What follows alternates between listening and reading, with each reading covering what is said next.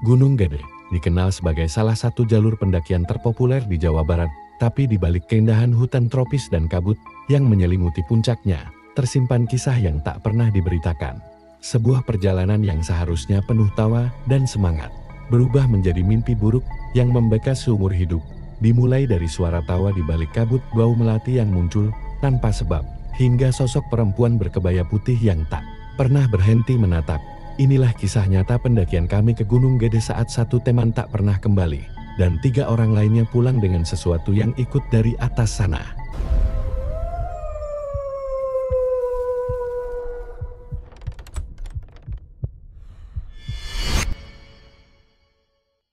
Selamat datang di Jurnal Horor 8, tempat di mana kisah-kisah nyata yang tak terjelaskan menjadi saksi bahwa dunia ini tak hanya dihuni oleh yang terlihat.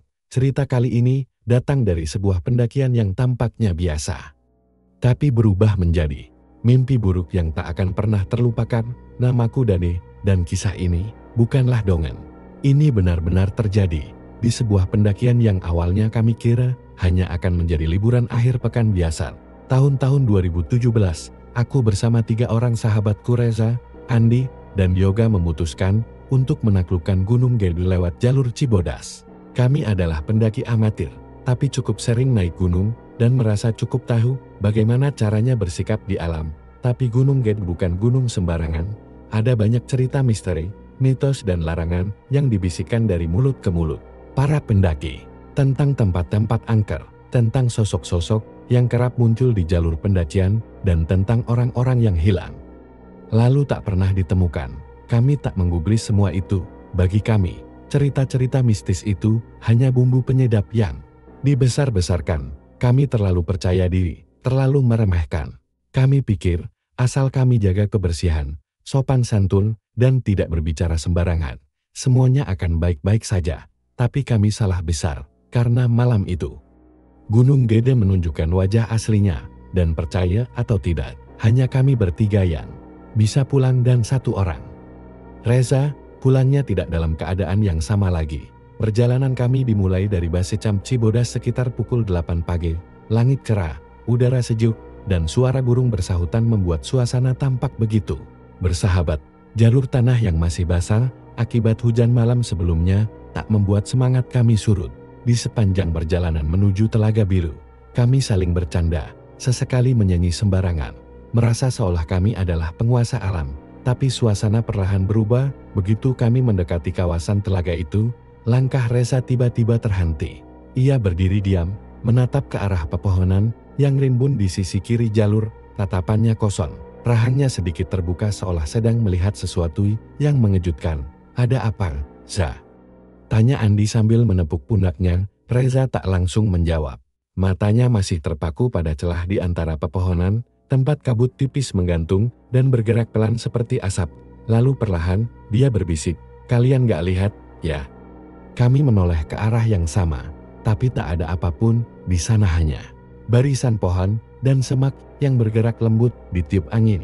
Tadi ada perempuan berdiri di situ, pakai kebaya. Rambutnya panjang banget. Ucapnya pelan. Kami saling pandang dan langsung tertawa, mengira Reza sedang mencoba menakut-nakuti kami. Tapi tidak dengan wajahnya, tidak dengan caranya bicara. Wajah Reza pucat, matanya tidak mengandung sedikit pun tanda bahwa ia sedang bercanda. "Mungkin pendaki lain," sahut Yoga, berusaha menetralisir suasana. Tapi saat kami menoleh kembali, telaga yang tadinya terlihat biru jernih seperti memudar warnanya menjadi keruh, abu-abu, dan dinginnya menyusup sampai ke tulang. Salah satu hal yang membuatku tak bisa melupakan detik-detik di Telaga Biru adalah bagaimana alam tiba-tiba menjadi sangat hening. Burung-burung yang tadinya ramai menghilang, hembusan angin pun seolah berhenti. Suasana begitu sunyi, dan hanya terdengar gemericik air dari arah telaga yang kini tampak lebih dalam dari biasanya. Dan dalam diam itu, entah siapa yang menyadarinya. Lebih dulu, aroma bunga melati perlahan menguar dari balik semak-semak. Wangi itu menyebar cepat, menusuk hidung, wangi yang tidak semestinya muncul di tengah hutan pegunungan. Reza mulai gelisah. Ia terus menoleh ke belakang, seolah merasa diawasi. Kami mencoba menenangkannya dan kembali melanjutkan perjalanan. Tapi sejak saat itu, pendakian kami tak lagi sama. Langkah-langkah kami terasa berat, dan meskipun hari masih siang, jalur mulai terasa suram, seperti senja yang dipaksakan turun lebih cepat. Apa yang dilihat Reza di Telaga Biru hari itu adalah awal dari serangkaian kejadian aneh yang mengintai kami di Gunung Gede. Kami melanjutkan pendakian, walau suasana mulai berubah. Kabut perlahan menebal, jauh lebih cepat dari yang seharusnya. Biasanya, kabut baru turun menjelang sore atau malam. Tapi siang itu, pukul 12 lewat sedikit, langit sudah tampak suram dan mendung menggantung berat. Jalur menuju air panas yang biasanya cukup ramai oleh pendaki lain, entah mengapa terasa sepi. Tidak ada suara selain langkah kaki kami dan napas yang mulai membulu. Bahkan suara satwa hutan pun menghilang seolah semuanya sedang menahan diri, atau mungkin sedang memperhatikan kami dalam diam. Saat sampai di jalur akar besar setelah air panas, kami merasa seperti sedang masuk ke lorong waktu. Hutan menjadi sangat rapat, pohon-pohon besar menjulang, membentuk atap alami yang membuat cahaya matahari nyaris tak menembus dasar tanah. Di titik ini, senter kepala kami mulai kami nyalakan. Walau belum terlalu sore, tapi anehnya, lampu yang sebelumnya terang benderang kini meredup, bukan padam sepenuhnya, tapi seperti diselubungi kabut tipis yang tak terlihat mata. Cahayanya seolah ditelan oleh kegelapan yang tak wajar. Andi mengeluh duluan, "Ini kenapa Sin? Baterainya baru semua, kok kayak lemes gini cahayanya?" Yoga coba mengganti baterai cadangan, tapi hasilnya sama, bukan hanya satu, melainkan keempat. Senter kami mulai menunjukkan gejala yang serupa ini, bukan pertama kali kami mendaki, dan belum pernah kami mengalami hal seperti ini sebelumnya. Aku mulai merasa sesuatu yang tidak normal sedang terjadi, tapi aku memilih diam. Tak ingin membuat kepanikan yang tak perlu. Reza, yang sejak dari Telaga Biru tampak gelisah, kini mulai menunjukkan perilaku yang semakin aneh. Ia melangkah lebih cepat, sesekali menengok ke belakang, dan bibirnya komat kamit seperti sedang berbicara pada seseorang. Padahal, kami tidak mendengar dia berbicara pada siapapun. Secara langsung wajahnya pucat, dan peluh menetes deras dari dahinya, meskipun udara cukup dingin. Ketika kami berhenti di pos kandang batu untuk istirahat sejenak, ia mendekatiku dan berbisik lirih, "Mereka ngikutin kita dari tadi." Aku bertanya siapa yang ia maksud, tapi ia hanya menunduk dan menggigit kuku jarinya sambil berkata, "Pelan, perempuan yang berdiri di pohon tadi, dia masih di belakang kita dari tadi." Suasana langsung sunyi, bahkan angin pun berhenti, tak ada yang berkata apa-apa setelah itu. Kami semua tahu, malam akan segera tiba, dan entah kenapa, kami merasa tidak akan pernah sampai ke puncak. Matahari akhirnya benar-benar tenggelam, meski waktu belum menunjukkan pukul 6 sore. Langit sudah gelap, angin mulai bertiup lebih kencang, membawa aroma tanah basah dan dedaunan membusuk. Kami memutuskan untuk berhenti dan bermalam di pos kandang badak. Lokasinya cukup luas dan rata, biasanya digunakan banyak pendaki untuk mendirikan tenda sebelum summit ke puncak Gede atau Pangrango. Tapi sore itu, tempat itu terasa berbeda, tidak ada tenda lain, tak ada suara dari kelompok pendaki lain. Seolah hanya kami satu-satunya yang berada di tengah kegelapan hutan rimba. Kami cepat-cepat mendirikan tenda, berharap bisa segera beristirahat dan melupakan keganjilan yang kami alami sejak siang. Tapi malam itu, alam tidak membiarkan kami tenang. Tak lama setelah kami masuk tenda, angin mulai menderu, menyusup dari sela-sela kanvas, menggigilkan tubuh kami walau sudah memakai sleeping bag. Suhu turun drastis, dan dari luar tenda, terdengar suara dedaunan seperti diinjak seseorang, lalu hening, lalu terdengar lagi, langkah-langkah pelan. Mengelilingi tenda kami saling berpandangan dalam diam, wajah Yoga tegang, Andi menggenggam pisau lipat kecil yang selalu ia bawa. Aku mencoba memaksa diriku berpikir logis, mungkin itu hanya hewan malam. Tapi kemudian, Reza, yang sejak tadi hanya berbaring diam di pojok tenda, tiba-tiba duduk tegak dan berbisik. Dia di luar, nangis, suaranya lirih dan sangat pasti. Aku menoleh padanya dengan bingung. "Siapa?" Reza menatapku tajam. Matanya memerah, seperti orang yang kurang tidur berminggu-minggu. "Perempuan itu." Dia nangis di sebelah pohon besar, dekat tenda kita. Kami semua diam, tak ada yang berani menanggapi, tapi yang membuat darahku membeku. Beberapa detik setelah Reza bicara, kami benar-benar mendengar suara itu, tangisan lirih sangat pelan. Seolah ada seseorang atau sesuatu yang sedang menahan sakit atau kesedihan yang dalam. Suara itu datang dari arah belakang tenda, tempat sebatang pohon besar berdiri. Seperti yang disebut Reza, kami menahan napas, tidak ada yang bergerak. Dan dalam ketegangan itu, suara tangisan itu berubah menjadi tawa pelan, menyeringai, dan seperti memanggil. Aku ingin membuka tenda dan melihat, tapi tangan Andi menahanku kuat-kuat. Jangan pernah buka tenda malam-malam, kalau dengar suara kayak gitu, katanya. Ia bilang, dulu pernah dengar dari porter gunung, jika kau mendengar suara yang memanggil saat malam di hutan, itu bukan manusia, dan jika kau menjawab, maka kau akan dibawa ke tempat yang bahkan tidak bisa dijelaskan dengan logika manusia. Malam itu menjadi malam terpanjang dalam hidup kami. Setelah suara tangisan berubah menjadi tawa, kami benar-benar membisu. Tak ada satupun dari kami yang berani bergerak, apalagi bicara. Waktu terasa beku. Di luar tenda, suara langkah kaki terus terdengar, berputar mengelilingi tenda seperti sesuatu yang sedang bermain-main dengan kami. Langkahnya pelan, tapi pasti, seperti tidak terburu-buru, seperti yakin kami akan menyerah pada rasa takut. Sementara itu, aroma wangi bunga melati yang sempat kami cium siang tadi, kini kembali muncul, lebih kuat, lebih tajam, bercampur bau anyir seperti darah yang basi. Tiba-tiba, lampu senter kepala yang kami gantung di langit-langit tenda mendadak berkedip-kedip sendiri, lalu mati. Tenda kami langsung gelap total, suara jantungku terdengar jelas di telinga sendiri. Aku memeluk lutut, mencoba mengatur napas, tapi rasa dingin yang menjalar seperti tangan-tangan tak terlihat menyentuh dari balik kanvas tenda Reza yang sejak tadi hanya melamun dan berbicara sendiri. Kini tiba-tiba tertawa pelan, suaranya aneh, bukan tawa bahagia, melainkan tawa getir. Seperti tawa seseorang yang sedang kehilangan akal. Anda lihat sendiri kan? Katanya pelan. Dia udah masuk ke tenda kita, dari tadi dia duduk di pojokan, suaranya tenang, seolah yang dia katakan adalah hal biasa. Tapi tubuh kami semua kaku, tidak ada satupun dari kami yang mendengar suara resleting terbuka. Tidak ada suara apapun yang menunjukkan seseorang masuk, tapi Reza menatap ke sudut gelap tenda dan tertawa. Dia suka sama kita, tapi kalian kasar.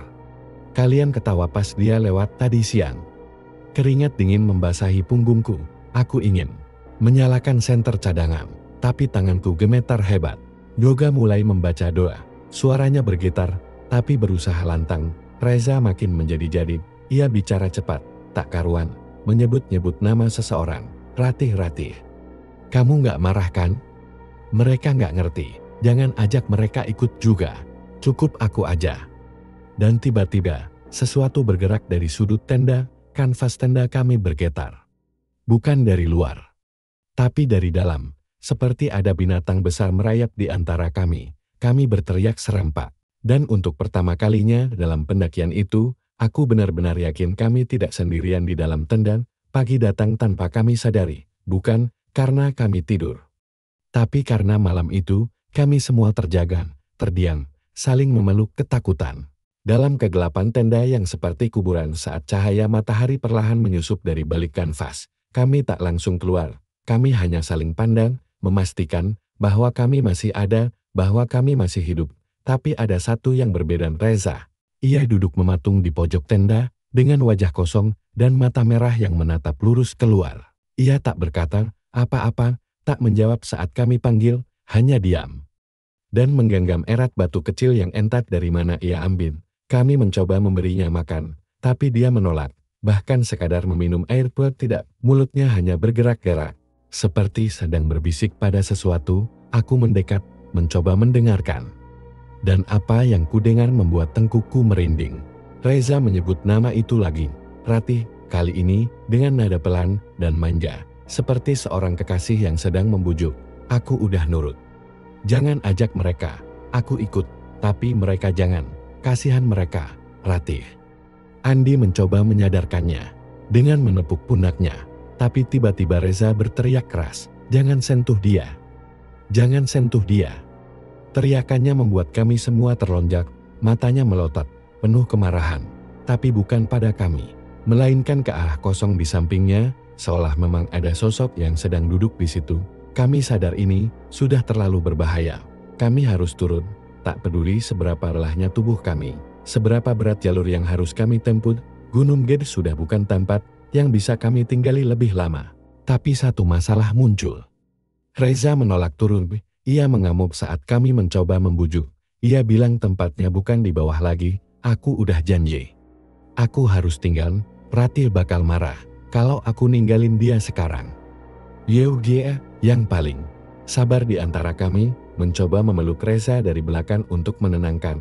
Tapi tubuh Reza menggeliat seperti kesurupan. Ia menjerit, meronta, dan tiba-tiba mencakar layar yoga dengan kuku panjang yang sepertinya sudah ia asah di malam sebelumnya. Cakaran itu dalam, darah mengucur deras. Aku dan Andi buru-buru menarik mereka berdua dan memisahkan. Tapi saat itu, Reza tertawa, tawa melangkin. Penuh kegilaan, sambil menatap langit hutan yang masih berkabut, dia sudah masuk kalian. Semua akan ikut aku nanti. Dan saat itu, aku sadar. Kami sudah terlalu jauh masuk ke wilayah mereka. Kami bukan lagi pendaki yang bisa seenaknya pulang. Kami sudah dicap, sudah dikenali, dan Reza telah menjadi pintu bagi sesuatu yang tidak seharusnya ikut turun bersama kami. Tanpa buang waktu, kami akhirnya memutuskan untuk turun darurat, tidak lagi peduli pada rencana puncak, tidak peduli pada perlengkapan yang tertinggal di dalam tenda. Tujuan kami hanya satu, selamat. Kami paksa Reza ikut, meskipun tubuhnya memberontak, dan ia terus menggumamkan mantra-mantra aneh yang membuat bulu kuduk kami berdiri, matanya tak fokus, kadang ia tertawa, kadang menangis, kadang berbicara pada seseorang di udara. Seolah ada sosok yang terus menemaninya, dan hanya dia yang bisa melihatnya. Tapi semakin jauh kami melangkah turun, semakin aneh pula jalur yang kami lalui. Jalan setapak yang biasanya kami kenal dengan baik kini tampak asing. Tanjakan-tanjakan yang seharusnya tak ada muncul begitu saja. Persimpangan yang tak pernah kami lewati sebelumnya seperti menggiring kami ke arah yang salah. Pohon-pohon raksasa tampak lebih rapat, menaungi langit, hingga cahaya matahari pun hampir tak bisa menembus ke tanah. Hawa di sekitar pun berubah dingin, lembab, dan seperti dipenuhi bisikan halus yang tak bisa dipahami. Andi sempat berhenti dan memeriksa GPS, tapi peta digital menunjukkan kami tidak berada di jalur manapun. Seolah kami tersesat di wilayah kosong, kompas pun berputar tak karuan. Bahkan jam tangan kami, semuanya menunjukkan waktu yang berbeda. Aku melihat pukul 9.40 menit, Yoga melihat 2.13 menit, dan jam di tangan Andi mati total. Ini bukan sekadar tersesat. Secara fisik ini, seperti waktu dan arah sedang dipermainkan oleh sesuatu yang lebih besar, lebih gelap, dan lebih jahat. Reza, yang kami tuntun di tengah-tengah formasi kami, mulai menyanyi. Liriknya bukan lagu yang kami kenal, kata-katanya terdengar seperti bahasa Jawa kuno, berirama seperti kidung duka. Suaranya rendah, berat, namun menghipnotis, dan yang lebih menakutkan. Setiap kali ia menyanyikan bait baru, kabut di sekitar kami semakin menebal, sampai akhirnya jarak pandang hanya tinggal beberapa meter saja. Ini jalannya, kata Reza. Tiba-tiba menunjuk ke arah kiri, ke jalur sempit yang bahkan tidak tampak seperti jalan. Hanya tanah penuh akar dan semak berduri. Kami ragu, tapi setiap langkah ke arah lain seperti tak membawa hasil. Kami seperti diputar balik ke tempat yang sama, dan anehnya, di jalur yang ditunjuk Reza, aroma melati itu kembali muncul bercampur. Bau dupa dan tanah basah menyengat sampai ke tenggorokan. Kami terpaksa mengikutinya, karena saat itu tidak ada lagi arah yang masuk akal. Tapi di dalam hati, aku tahu. Kami bukan sedang berjalan pulang, kami sedang dibawa masuk. Lebih dalam. Ke tempat yang tak seharusnya manusia injak. Kabut semakin tebal, jalur yang kami lewati berubah menjadi seperti lorong kabur berwarna abu-abu, di mana cahaya matahari pun tak sanggup menembus. Suara-suara hutan hilang sepenuhnya. Tak ada angin, tak ada dedaunan berdesir. Bahkan langkah kaki kami pun seperti teredam tanah. Reza berjalan di depan, entah bagaimana caranya ia bisa melihat jalan di tengah kabut. Langkahnya pelan, tapi mantap, mulutnya terus bergumam, menyanyikan nada-nada rendah yang membuat tubuhku menggigil. Setiap kali ia melangkah, akar-akar di tanah seperti membuka jalan, seolah gunung itu sendiri tunduk. Bukan pada kami, tapi pada dia. Kemudian kami sampai di sebuah celah, di antara dua batu besar. Celah itu sempit, nyaris tak terlihat, tertutup oleh tanaman rambat yang tampak seperti sudah lama tak tersentuh manusia. Reza berhenti di depan celah itu, lalu menoleh pada kami dengan senyum yang tidak seperti biasanya. Senyum itu terlalu lebar, terlalu kosong, terlalu dingin. Dia nunggu di dalam, katanya pelan. Rati udah lama sendiri, sekarang dia nggak sendiri lagi. Aku langsung merinding, rambut di tengkukku berdiri. Aku menoleh ke Yoga dan Andi, wajah mereka sama pucatnya dengan wajahku. Tapi sebelum kami sempat bertanya, Reza melangkah masuk ke celah itu, dan tanpa berpikir panjang entar, karena takut dia menghilang, atau karena dorongan lain yang lebih kuat kami mengikutinya, di balik celah batu itu. Kami tiba-tiba berada di sebuah area terbuka kecil. Cahaya di atas tampak aneh, seperti sinar matahari, yang disaring ribuan lapisan kabut. Di tengah ruang itu, berdiri sebuah pohon besar, yang kulitnya menghitam dan berlumut. Akar-akarnya menjalar kemana-mana, seperti tangan hendak mencengkeram siapapun yang datang mendekat. Dan di bawah pohon itu, dia berdiri, seorang perempuan, sosoknya membelakangi kami. Rambutnya panjang, hitam, menjuntai hingga hampir menyentuh tanah. Ia mengenakan kebaya putih lusuh yang sudah kotor oleh lumpur dan tanah. Tangannya terkulai di sisi tubuh, tapi tubuhnya diam, tak bergerak sedikit pun, seolah menunggu Reza. Tersenyum lebar dan berjalan ke arahnya. Rati, maaf bikin kamu nunggu lama. Tapi saat jaraknya tinggal beberapa langkah, perempuan itu bergerak perlahan, sangat perlahan. Ia menoleh, dan apa yang kami lihat saat itu akan menghantui mimpi kami seumur hidup. Wajahnya bukan wajah manusia, kulitnya putih pucat seperti kain kafan, matanya kosong. Hanya rongga hitam yang dalam. Mulutnya robek hingga ke pipi, dan dari sela-selanya menetes cairan hitam seperti darah beku. Ia tersenyum, tapi senyuman itu bukan senyuman kebahagiaan, itu adalah senyum lapar. Senyum milik sesuatu yang tidak pernah lagi menjadi manusia. Andi berteriak. Yoga mundur sambil komat kamit membaca doa. Aku berdiri terpaku, tapi Reza, dia hanya tertawa, lalu berlutut di hadapan sosok itu, seolah menyembah. Untuk beberapa detik, kami semua terpaku. Entah karena takut, shock, atau semacam hipnosis halus dari kehadiran makhluk itu, kami hanya bisa berdiri memandangi Reza yang berlutut seperti pemuja setia di hadapan sesosok arwah yang tidak seharusnya ada di dunia ini. Sosok perempuan itu, Rati, perlahan menunduk dan menjulurkan tangannya yang panjang dan kaku ke arah kepala Reza. Jemarinya hitam, kurus, dan bergerak seperti ranting kering yang digerakkan Anya saat jemari itu menyentuh kepala Reza. Reza tertawa histeris. Tawa itu memekakkan telinga, bukan tawa bahagia tapi tawa gila. Matanya terbuka lebar, bola matanya seperti akan keluar dari rongga. Ia menjerit di sela tawanya, aku milikmu. Aku milikmu. Dan saat itu juga, tubuhnya kejang, dadanya terangkat, dan dari mulutnya keluar suara lain, suara perempuan, melengking dan penuh kemarahan. Suara itu berkata, jangan ambil dia dari aku. Jangan bawa dia pergi. Kami tak kuat lagi. Andi langsung menarik tanganku dan berteriak, lari. Kami semua berbalik dan berlari sekuat tenaga, tak peduli kemana arah jalur. Kabut di sekitar langsung bergerak liar, seperti kabut hidup yang mencoba menahan langkah kami. Ranting dan akar mencakar kaki kami, seolah seluruh hutan ikut menolak kepergian kami. Di belakang, terdengar suara Reza masih tertawa, bercampur suara tangisan. Lalu jeritan panjang yang mendadak terhenti seolah suaranya dicekik habis. Langkah kami kacau, jatuh bangun, tak ada arah pasti, jalur setapak menghilang. Yang tersisa hanya pohon-pohon raksasa yang berdiri seperti penjaga gerbang neraka. Kompas tak lagi berguna, GPS mati. Bahkan jam tangan kami kini menunjukkan angka kacau pukul 9:99:09. Seolah waktu pun telah ditelan oleh dimensi asing tempat kami terjebak. Aku hampir putus asa saat lututku menghantam akar besar dan membuatku jatuh tersungkur. Andi mencoba menarikku berdiri, tapi saat itu aku menoleh ke belakang dan kulihat siluet sosok Rati berdiri di antara kabut, melayang tanpa menyentuh tanah. Matanya dua lubang hitam kosong menatap tepat ke arahku, dan dengan gerakan sangat cepat, ia seperti meluncur ke arah kami. Kami menjerit bersamaan dan terus lari. Telingaku berdenging, jantungku seperti meledak di dada.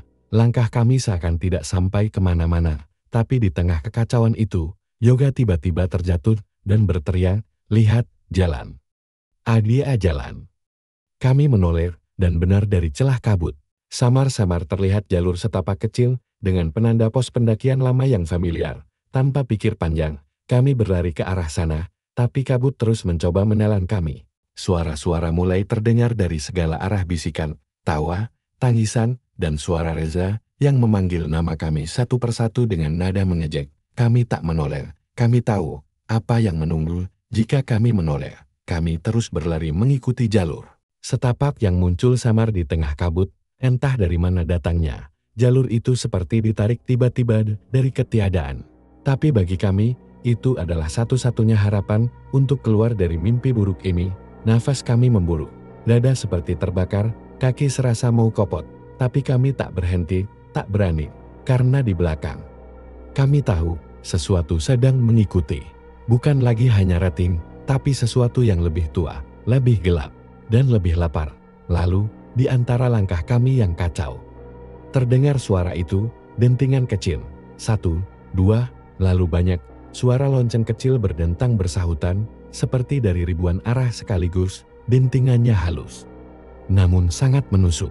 Suara itu menembus telinga dan masuk ke dada, membuat jantung kami berdegup tidak beraturan, dan yang paling menakutkan, suara itu dan hanya kami dengar, kami merasakannya. Seperti ada sesuatu yang bergetar di tulang, seperti lonceng-lonceng itu menggema di dalam tubuh kami. Andi terjatuh, ia menggenggam kepalanya sambil berteriak, "Berhenti!" Suaranya masuk ke kepala gue. Aku dan Yoga membantunya bangkit, tapi lonceng itu makin keras, makin banyak, seperti prosesi arwah yang berjalan perlahan. Mengepung kami dari segala arah. Kabut mulai berubah warna dari putih menjadi keabu-abuan, lalu kehijauan seperti racun, dan dari kejauhan, samar-samar mulai tampak bayangan-bayangan hitam berjalan di antara kabut. Jumlahnya banyak puluhan, mungkin ratusan. Mereka tidak berwajah, hanya siluet tubuh manusia, berdiri kaku, dan mengangguk pelan setiap kali lonceng berdentang. Yoga jatuh berlutut dan mulai membaca ayat-ayat doa dengan suara keras. Tangannya gemetar, tapi suaranya tegas. Saat itulah, untuk sesaat, kabut di depan kami membuka celah, dan dari celah itu, kami melihat jalan kecil menuju sebuah pohon besar yang familiar, pohon yang tadi kami lihat di tempat Ratin. Tapi pohon itu kini berada di tempat berbeda, seolah berpindah. Atau mungkin kami yang dibawa kembali. Andi menjerit panik. Kita muter-muter. Kita balik lagi ke tempat itu. Tapi sebelum kami sempat kabur, satu sosok dari kumpulan bayangan itu melesat ke depan dan muncul hanya beberapa meter dari kami. Sosoknya mirip manusia, tapi terlalu tinggi, terlalu kurus, dan wajahnya seperti dibungkus kain putih yang penuh bercak darah. Ia menunjuk ke arah Reza yang entah sejak kapan sudah berdiri di belakang kami dengan wajah tersenyum dan darah menetes dari telinganya. Dia berbisik, "Sudah waktunya. Kalian tinggal menunggu giliran." Dan pada saat itu, aku tahu kami sedang berada di antara dua dunia, dunia manusia dan dunia tempat para arwah tidak pernah benar-benar mati. Entah berapa lama kami berlari di dalam kabut itu, rasanya seperti berjam-jam. Padahal mungkin hanya menit, atau sebaliknya, waktu di sana tidak berjalan seperti biasa. Suara lonceng mulai menjauh perlahan, kabut mulai menipis, dan siluet-siluet hitam itu perlahan menghilang di balik pepohonan. Kami berlari tanpa tujuan, sampai tiba-tiba kami jatuh berguling di sebuah lereng curam yang ditutupi semak dan tanah. Basah, tubuh kami menghantam tanah keras, lalu semuanya gelap. Saat aku membuka mata, langit sudah berbeda, biru, terang, tanpa kabut dan suara hutan. Kembali terdengar gemericik air, kicauan burung, dan semilir angin yang menenangkan. Aku nyaris tak percaya. Aku pikir aku sudah mati. Tapi saat aku menoleh, Yoga tergeletak di sampingku, masih sadar meski tubuhnya penuh luka. Andi berdarah di pelipis, tapi masih bisa duduk. Kami saling memandang dalam diam, tidak ada yang bicara, semua terlalu lelah dan terlalu trauma untuk mengucapkan apapun. Beberapa menit kemudian, terdengar suara dari kejauhan, suara laki-laki, memanggil, "Halo, adik orang."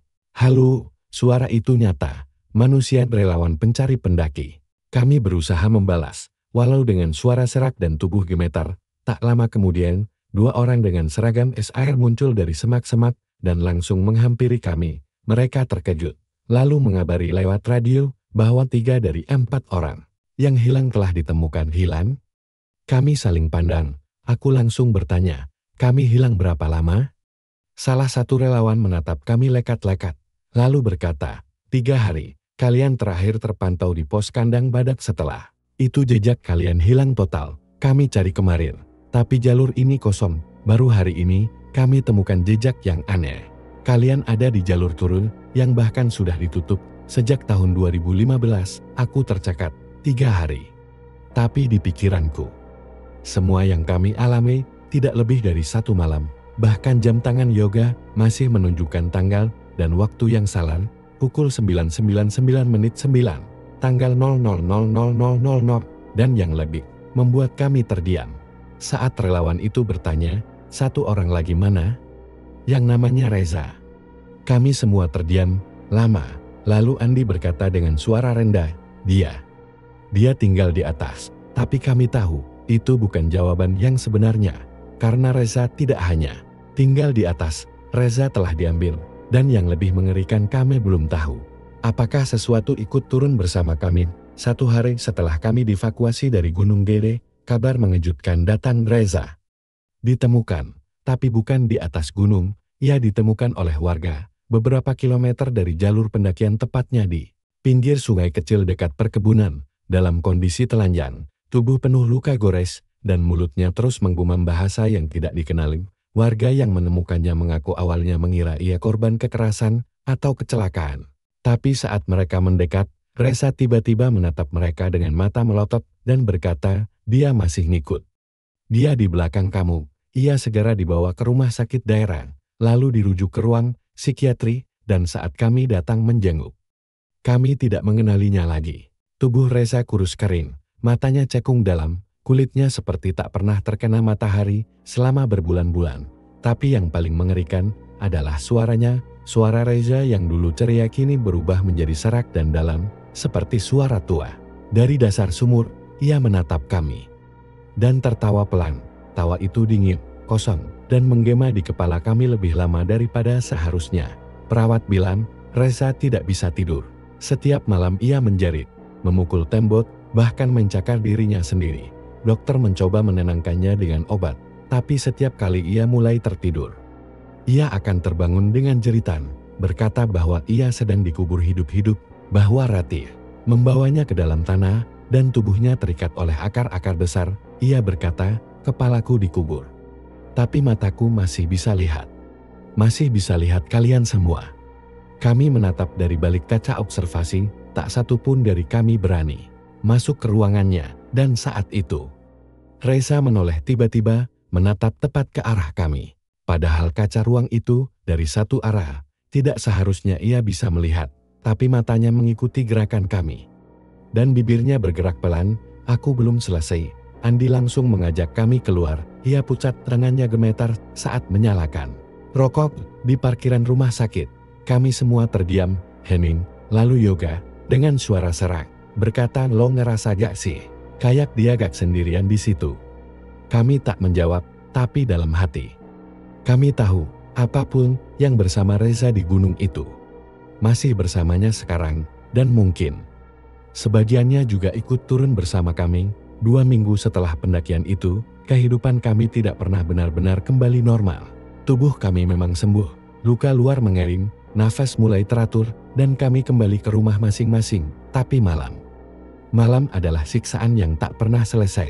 Sejak malam pertama aku tidur di rumah, aku selalu terbangun pukul 2:11 dini hari, selalu. Bukan 2:10, bukan 2:12, dan setiap kali terbangun, aku mencium bau melati samar di kamar. Bau itu seperti terbawa angin dari tempat jauh. Tapi ada konsisten, terus menghantuiku. Andi juga mulai mengalami hal-hal aneh. Ia mengirim pesan tengah malam ke grup kami, hanya berupa foto kaca jendela kamarnya yang penuh embun. Di embun itu ada bekas tangan, bukan dari dalam, tapi dari luar, padahal kamarnya ada di lantai 2. Lalu beberapa hari kemudian, Andi mengaku melihat siluet perempuan berdiri di depan rumahnya, mengenakan kebaya putih lusuh, dan menatapnya dari balik gerbang tanpa berkedip. Ia tak berani keluar, hanya bisa duduk di balik tirai sambil memeluk lutut hingga fajar datang. Yoga bahkan lebih parah, ia mulai kehilangan waktu. Sering kali ia bangun dan mendapati dirinya berdiri di halaman rumah, tanpa ingat bagaimana ia bisa ke sana. 1 kali, Ia mengirim rekaman suara ke kami durasinya 13 menit, penuh gumaman dan suara langkah kaki. Tapi yang paling mengerikan adalah detik ke-11, terdengar suara wanita berbisik di dekat mikrofon. Kita belum selesai. Kalian semua harus kembali. Kami sepakat tidak membahas Reza lagi. Sejak kami terakhir melihatnya di rumah sakit, tak ada satupun dari kami yang berani datang lagi. Tapi rasa bersalah itu semakin berat. Apalagi setelah kami tahu Reza hilang, tepatnya menghilang dari ruang isolasi psikiatri. CCTV terakhir menunjukkan ia berdiri, mematung, selama 1 jam di pojok kamar, lalu tiba-tiba hilang, tidak ada. Pintu terbuka, tidak ada yang masuk, dia hanya lenyap. Dan sejak malam itu, ketiganya aku, Andi, dan Yoga mulai mendapat mimpi yang sama. Kami berada di tengah hutan berkabut, dikelilingi pohon-pohon hitam, dan di tengahnya pohon besar itu berdiri. Di bawahnya, Reza duduk, membelakangi kami, sambil mengusap rambut sosok wanita di pangkuannya. Dan saat kami mencoba lari, suara lonceng kembali berdentang dari segala arah. Kami tak bisa terus begini. Rasa bersalah, rasa takut, dan mimpi buruk yang tak kunjung berhenti membuat kami sepakat untuk mencari jawaban. Kami mulai menelusuri jejak tentang apa yang mungkin terjadi di Gunung Gede, bukan lewat jalur pendakian resmi, tapi lewat jalur yang tak banyak diketahui cerita rakyat, catatan tua, dan keterangan dari warga setempat yang dulu tinggal di kaki gunung sebelum kawasan itu dijadikan taman nasional. Dan dari situ kami mulai menemukan potongan-potongan cerita yang selama ini disembunyikan oleh waktu. Di sebuah warung tua di Cibodas, kami bertemu dengan seorang lelaki tua bernama Mbah Sarmo. Awalnya ia enggan bicara, tapi saat kami sebut nama Ratih, wajahnya berubah. Wajah itu mendadak muram. Matanya menatap jauh keluar jendela, seolah melihat sesuatu yang tak terlihat. Lalu perlahan ia berkata, "Kalian udah ke jalur belakang, ya? Yang tembus ke Batu Dua, dekat pohon besar itu." Kami mengangguk, dan setelah itu cerita mengalir. Menurut Mbah Sarmo, Ratih adalah nama seorang gadis desa yang hidup di sekitar kaki Gunung Gede pada zaman kolonial.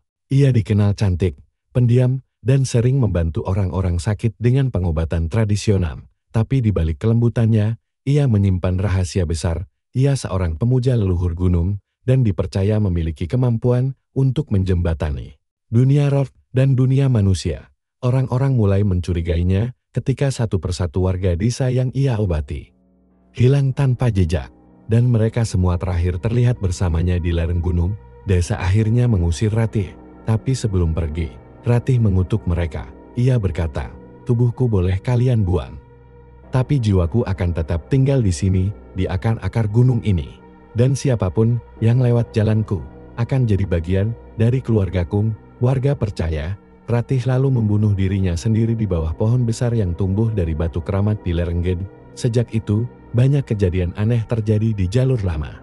Pendakian, pendaki tersesat, waktu berhenti, dan suara lonceng sering terdengar di malam hari disebut sebagai tanda perjamuan Ratih. Mbah Sarmo menatap kami lekat-lekat. "Kalau kalian udah dengar suara lonceng, udah ngelihat dia, berarti kalian udah diundang, dan undangan itu gak bisa ditolak." Kami semua membisu. Tangan Yoga mengepar, dan Andi terlihat pucat di dalam hati. Kami semua tahu Reza bukan yang pertama, dan mungkin kami tidak akan jadi yang terakhir. Sejak malam itu, kami bertiga hidup dengan rasa takut yang tak pernah benar-benar pergi.